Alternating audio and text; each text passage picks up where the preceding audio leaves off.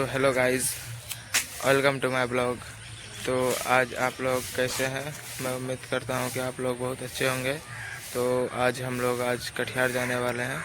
तो आज आप लोग मेरे ब्लॉग में बने रहिएगा। आज कटिहार का पूरा आप लोग को फ्लिप दिखाएंगे कैसे कैसे जाते हैं। तो अभी हम रेडी होकर आते हैं, तो थोड़ा देर वेट कीजिए। हेलो गाइस, देखिए हम रेडी होकर तैयार हैं अभी कटिहार जाने के लिए। आप लोग बताइए कमेंट में कैसा लग रहे हैं। तो आप लोग अब स्टेशन का व्यू देखिएगा, इसलिए आप लोग ब्लॉग में बने रहिए। सो गाइस, हम लोग स्टेशन पहुंच चुके हैं। अब देखिए स्टेशन, ये हमारा भैया हुआ, देखिए ये रहा स्टेशन काढ़ा गोला। और अभी हम लोग कटिहार जाएंगे, देखिएगा आप लोग को पूरा व्यू दिखाएंगे कटिहार का।